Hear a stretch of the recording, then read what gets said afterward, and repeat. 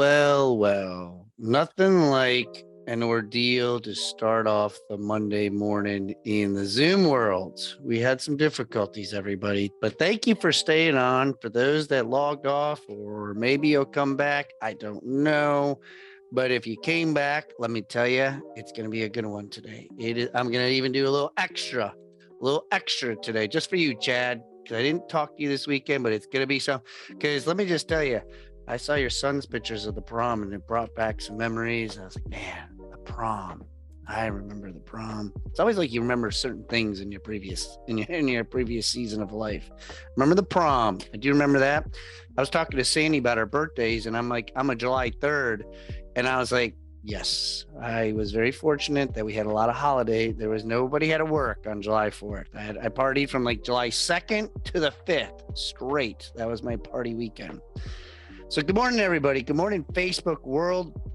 I apologize for the little bit of a delay here this morning. We couldn't log into Zoom, but we got it. So we're going to do the abbreviated version real quick to start things off. This is your first time being on here. Say good morning to us. Even not, just say good morning. I don't care. Suave, good morning, Stephanie, Glenn, and Cullen, and everybody that's being a part of us this morning. My name is Brock Zivan, life coach, business coach, real estate agent, and a dad. It was a dad weekend for sure. We had several soccer games. I am exhausted. We went to Dan Nicholas Park yesterday. We decided to go because Brielle lost her first game. And so I was like, what am I going to do the rest of the day? And I'm like, well, let's go to Dan Nicholas Park. And it's this big state park that you can play all these games and trains and little zoo and just like all these little things for the kids. I mean, at one point I asked the kids because they said, and Brielle brought a friend. I was like, hey girls, how you doing? They're like, man, my legs are tired. I was like, oh really? I said, you guys are tired, sore? Do you guys want to sit down? They're like, yeah, let's just rest. And so I'm thinking it's like 3:00. I'm like, we've been here since 11, nonstop. Park, name it. And I thought I had an out. I was like, now girls, do you still want to go gem mining? Because we can relax. I mean, your legs are sore. We can go home. Oh no, Dad, we're ready to go. We are ready to go. I was like, oh, wonderful. So next thing, have you ever been gem mining? It is pretty entertaining, but let me just tell you, it's fun, but it's expensive, as well as it's extremely heavy. These buckets are extremely heavy. Like this bucket was 70 pounds. Like the poor kid who was trying to lift it, I had to go over in the back and help him. I was like, come here, kid. Let me show you how to do this.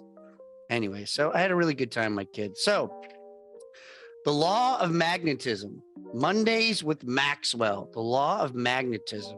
Okay. First and foremost, I forgot the affirmation. Something good is going to happen to me. Something good is going to happen through me. I've been saying that a lot today, and I'm not going to get into my personal life of what I got today, but I've been saying that a lot this morning, and something good is going to happen through me. The law of magnetism. Who you are is who you attract. When I read this law, I come across to the point of, and I want you guys to do this. I'm just telling you what I do, and you can take it for what you want. The law of magnetism, I relate it to my personal life, and I come up with stories that have happened to me, things that happened through me, things that have happened where I'm like, okay, I can make this relatable to share with you guys because I think it's very important. You're also going to have homework. One of the things I've decided to do with Mondays with Maxwell is basically share with you the same activities that I do that Maxwell gives us when we do this. And so the law of magnetism sometimes is where it comes where you think about it, you're like, oh, it's what I attract, not attract, what that looks like, etc. And so the first assignment that I had, and like literally it's in the book. I even show it to you. Like I have to like write down like my responses. I gotta do my homework because like I think in my mind, like John might say to me, hey Brock, bring your 21 in I can't even say irrefutable law book, and let's just take a look at it. I'm always thinking like he might ask me for something, so I better do my homework. So that the homework assignment or the things that you'll have to do later, but it's stated here, my people would have these qualities. And you had to write down 4 qualities that you're looking for in somebody. Okay. Would you want them aggressive, entrepreneurial? Do you want them compassionate, kind, tech savvy, high relational? Like, what do you want? Here are my that I wrote down. I wrote down abundant, relationship, problem solving, and consistent. Those are the things that I was writing down. Now, you don't have to, put down whatever you want, but those are some things that I always look for.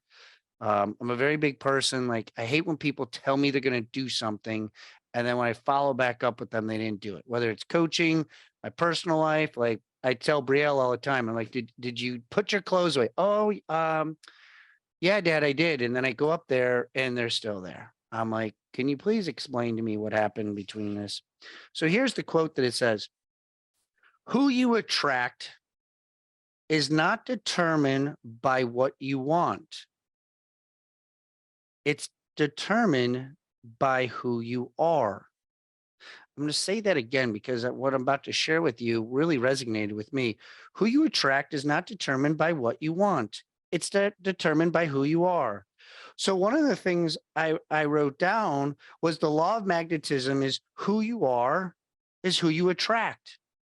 So the theme throughout this that we're going to be sharing this morning is people say, how many of you wish you were around other people, like different people? How many of you wish like maybe you wanted to go with higher level people or whatever it is? How many of you would feel like, boy, if I could just get in the rooms with these type of people, if I could just do this with these type of people, right? So I see some of your hand, even Mike driving, he's putting his hand up. He's giving me the peace sign, or he has a question. I don't know what he's doing. No, he just was telling me. So here's the thing.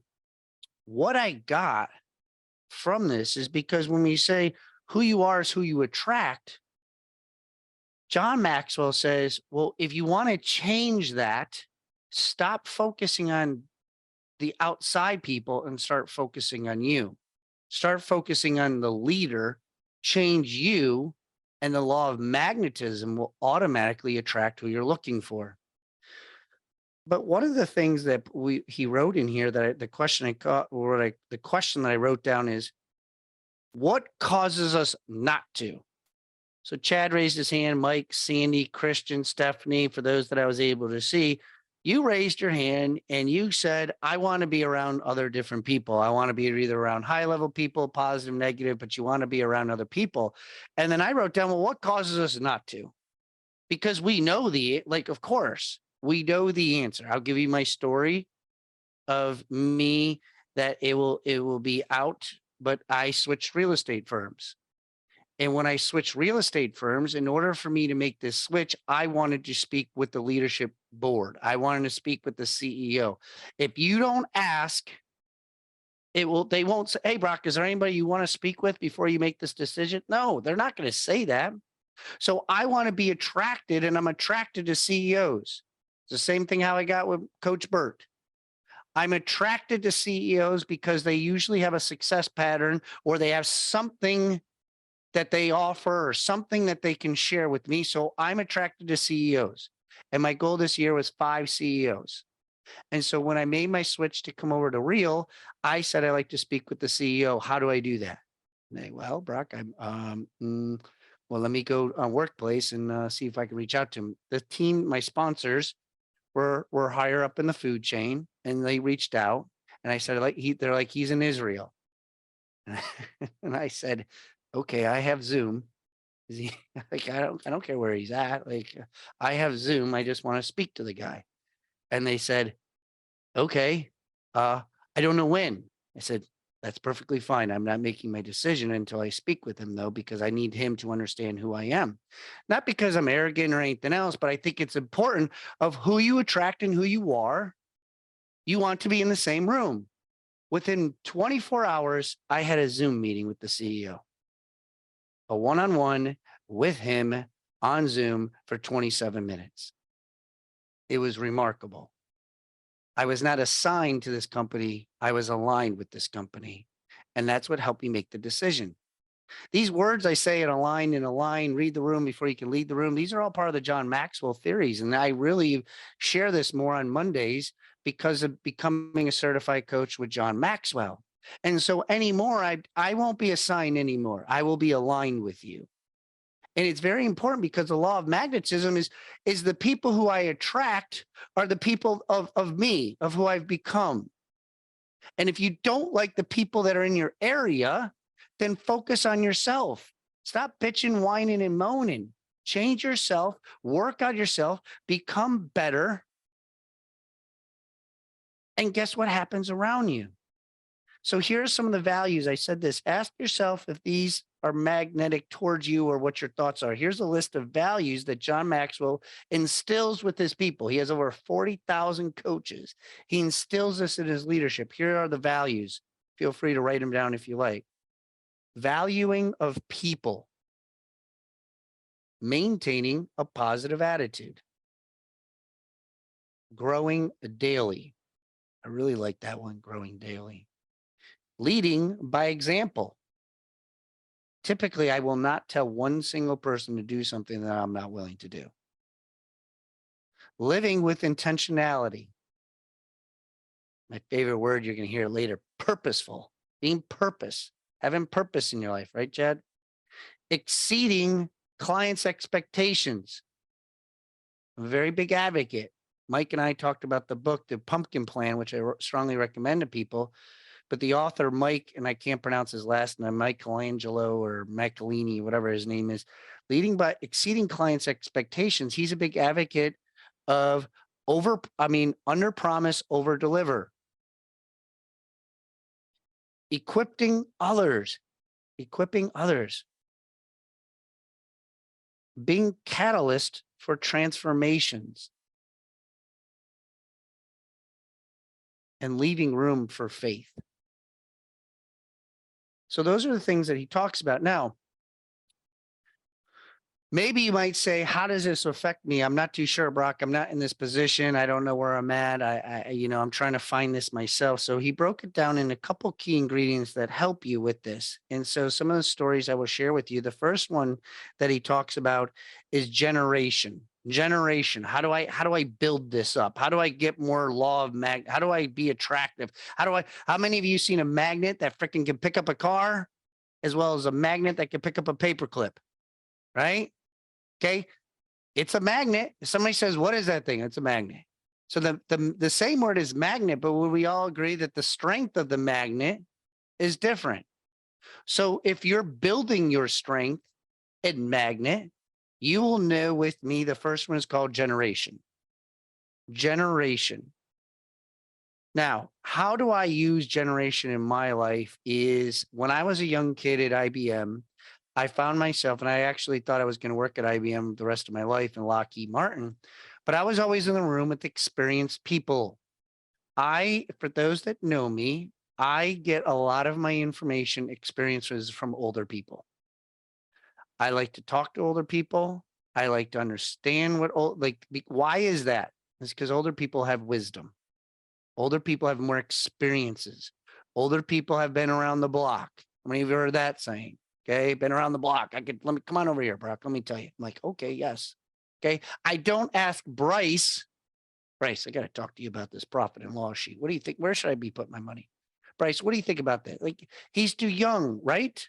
We joke around about this, but you need to start talking to older people, finding older people. That's why CEOs, I even say presidents of the country, you don't see one, even though sometimes I think we could, like maybe a 40-year-old could really rock this country, but you typically don't see a 30-year-old president because they don't have enough experience. They don't have enough knowledge yet to be able to handle all these different situations. But here's the other thing. Not only am I influenced or like to listen to experienced people in the generation, I also like to help both sides of the coin. So I like to help millennials as much as I like to help a 70-year-old. Okay. I can learn and help both sides of the generation. So I'm attracted. People are attracted. I have high school kids. Chad and I did success school program and we work with high school kids.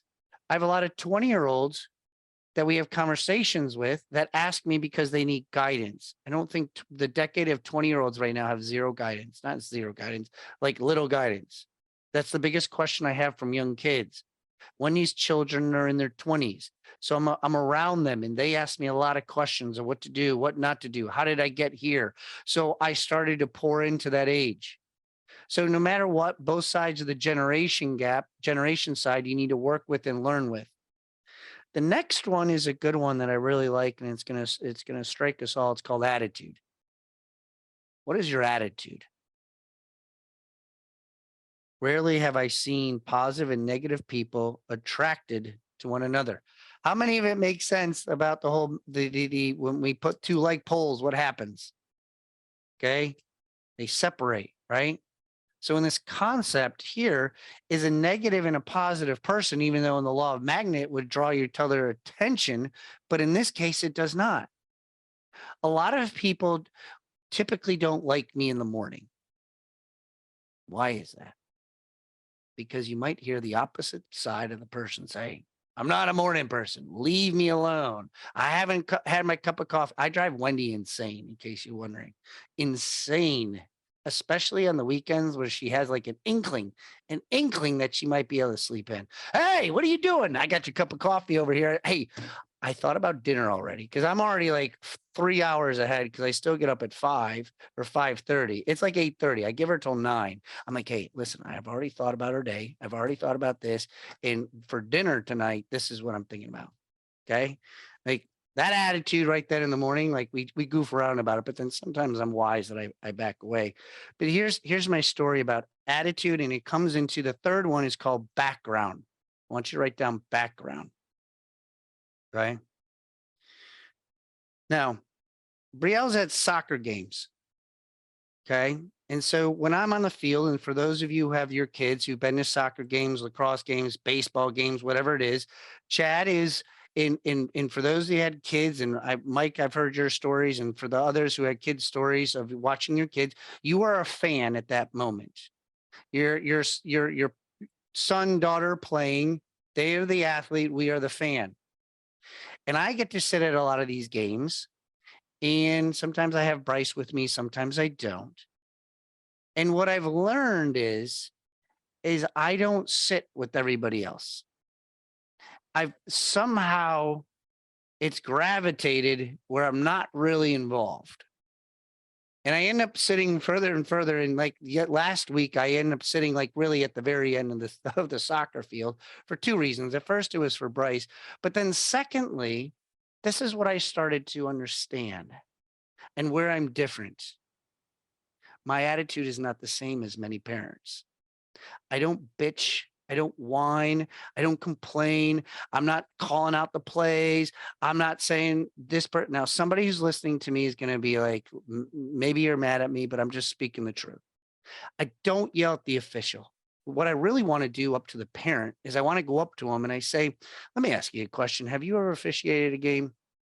Have you ever been in that person's shoes on that side of the field? Have you ever put the whistle in your hand? Have you ever done this for 10-year-olds? I can promise you he's not making over $1,000 in this next hour that he's coaching this person. He could have some background problems going on with his family. He's just trying to get a secondary job right now to make ends meet. I don't know what he's got going on, but the last thing I'm going to do is bitch, whine, and complain about a call that he had for 10-year-old soccer player game going on.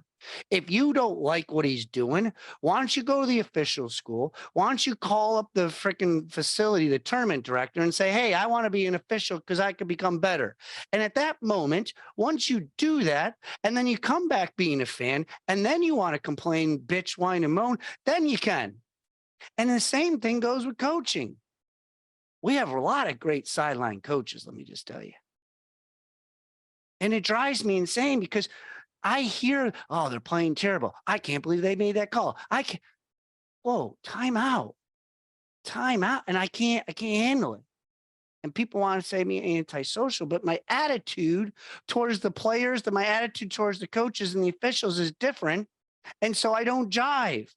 And I'm okay with that. I'm perfectly fine. But here's the thing. This person has no idea that I'm a coach. It happened to me a year ago. And this is why I know the law of magnetism is real. A year ago, I've been doing this. I've been watching this and these attitudes and everything else going on for quite some time. And you know what? For the last year, this happened this past tournament even. Guess who? The law of magnetism reaches out to me after every game. The head coach. Because I'm a coach, she's a coach, and the law of magnetism works. So she reaches out to me and says, hey, coach, coach didn't do well. What do you think? Hey, coach, what do you think about this? Hey, coach. She didn't know I was a coach in the beginning. She knows now. But the law of magnetism works because I portray a coaching type of mentality, a leadership type of mentality. And so the law of attraction, the law of magnetism works because what I am, I attract. So what are you doing? If you're attracting the wrong people, then you yourself are not doing what you need to do in the inside. Theodore Roosevelt in the background, or in the background where I put it is people are attracted to others of the similar background.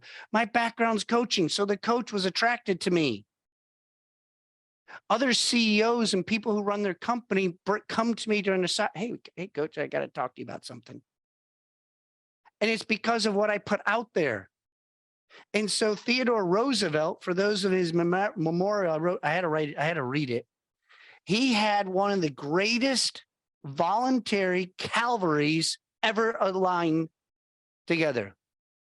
If you should, I actually wrote down YouTube this, the Theodore Roosevelt memorable accomplishment of the San Juan Hill with the Rough Riders during the Spanish-American War. Why was it this way? Is because he was aristocrat born, Harvard educated New Yorker who turned himself into a real life cowboy and a big time game hunter in the Dakotas, yet he brought education of politics. So he was able to relate to both people, both sides of the coin. He was a magnet.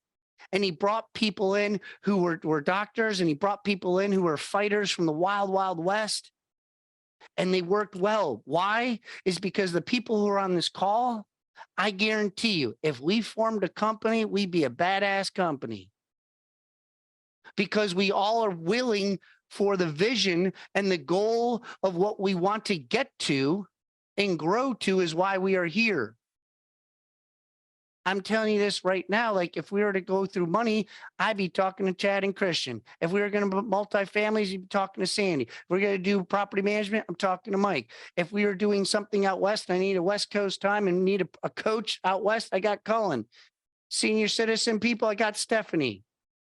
All of you on here, I can't see, but I'm just saying we all have a strength. We're a magnet because we come together. So here's the thing before we end with. The fourth one is energy. And I can't get into energy, but it's self-explanatory. You understand that if you have high energy, you're going to attract high energy. If you have low energy, you're going to attract low energy. When people need a kick in the ass, guess what? They call me, hey, Brock, do you got any videos? Hey, Brock, do you have a good book to read? Hey, Brock, this is my situation. What do you think about this? I do the same thing. No, I never have enough time, and it didn't help out with what I have. So I have to give you my homework. Okay, I got to give you my homework. 1 in 4. The homework is with the list in hand.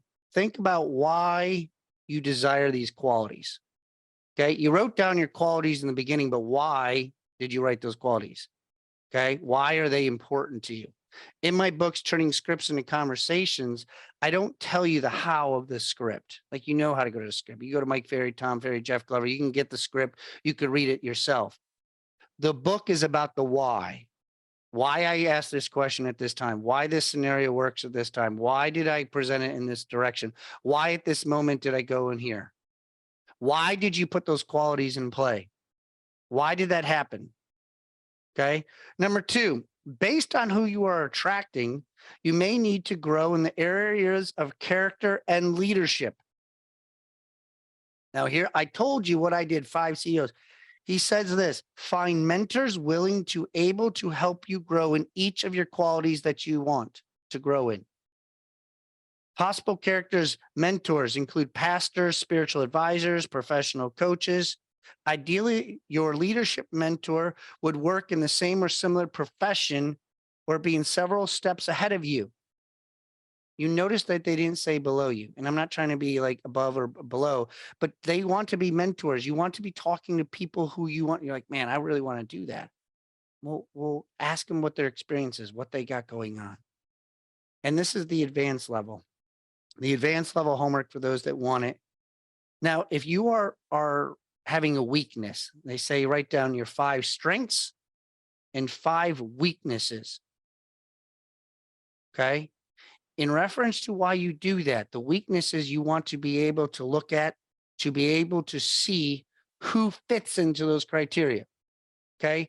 Organization. I sent Christian a picture this morning of my desk of what it looks like. If you saw my desk this morning, it absolutely looks like complete chaotic mess because my kids were all over it and thought that like it was the last day to do arts and crafts. And Bryce had scissors. And let me just tell you, he just was like, let me just cut everything in sight. But I don't care. It didn't bother me that much that it's going to rock my world. But my weakness is organization. I wish that my desk was a little bit more organized. I wish I had this. So guess who I hire? I hire S's and C's. I hire people who are my weakness because John Maxwell says, stop focusing on your weakness and focus on your strengths. Okay. The amount of time that you spend focusing on your weakness, for most of us, you can hire it out. And now with virtual assistants and different categories and different things and mentors and coaching programs and things like this, you could ask somebody to help you with your weakness. Focus on your strength and become a badass at your strength. And you become a law of attraction to it. A law of magnetism will take place. All right. It is 8:46. I could do a whole thing, 45 minutes on this one here on law of magnetism because I'm so like passionate about it because it starts with inside. It starts with you. I love Cullen when he has his mirror. Okay. I love when he looks in his mirror and he writes it down into that. Every morning, every freaking day, it starts with me. Don't blame it on anybody else. Stop pointing your finger at anybody else. It starts with you. And if you want to attract people, I'm not messing with you here. If you literally want to attract people that are going to help you become better, you have to focus on you first, because if you're better, everybody around you gets better. Guys, law of magnetism. I hope you appreciate it. I hope you got something from it. It is 8:47. God bless you all. Our main man, Chad, will be here tomorrow. I'll be back next week if Mondays with Maxwell and figured out Friday. Well, it's not like I'm leaving, but Chad's going to be the main person running the show tomorrow at 8:15. I also have a prayer call for those interested at 7:30. Thank you so much, guys. I appreciate you all. Have a phenomenal day. See ya.